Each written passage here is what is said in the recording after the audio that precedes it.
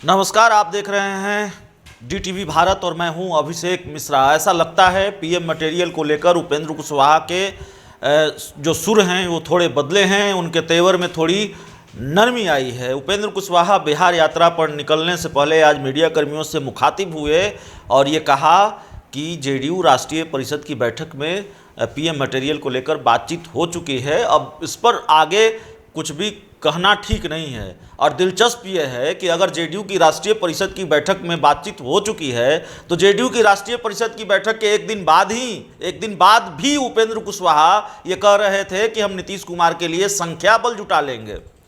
तो उपेंद्र कुशवाहा ने क्या कहा है वो हम आपको सुनाने जा रहे हैं। और जो तेजस्वी यादव ने ये सलाह दी जेडीयू को कि पहले बीजेपी से पूछ लीजिए 43 सीट वाले को बीजेपी प्रधानमंत्री बनाएगी क्या, तो उस पर भी उपेंद्र कुशवाहा की प्रतिक्रिया सामने आई है। और उपेंद्र कुशवाहा के निशाने पर तेजस्वी यादव भी हैं। तो पूरा बयान बिहार यात्रा पर निकलने से पहले जेडीयू संसदीय बोर्ड के अध्यक्ष उपेंद्र कुशवाहा का।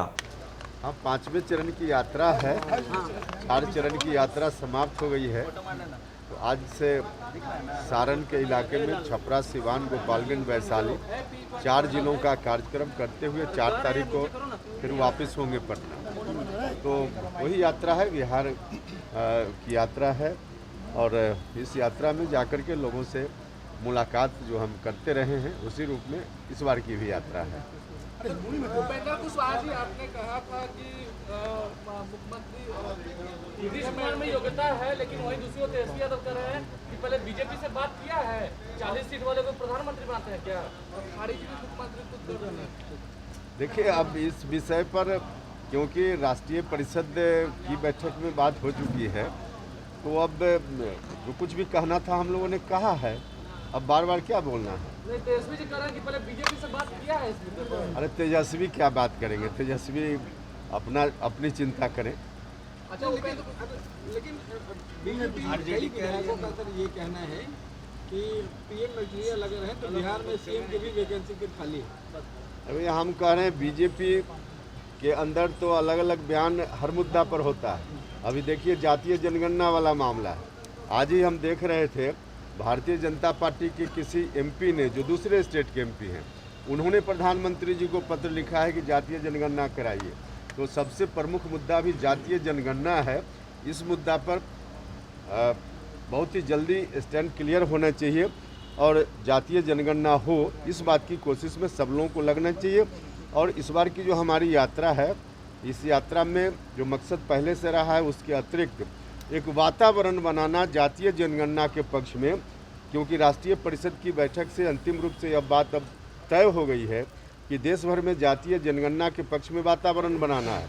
तो हम इस यात्रा के क्रम में भी जिन जिन जिलों में जाएंगे वहाँ बाकी जो मकसद हमारा है लोगों से मुलाकात का, उसके अतिरिक्त जातीय जनगणना पर माहौल बनाने की पूरी कोशिश करेंगे। उपेंद्र कुशवाहा जी, महंगाई दिन पर दिन बढ़ती जा रही है, पेट्रोल डीजल के दाम भी बढ़े और आज गैस का वो 25 रुपये रेट बढ़ गया।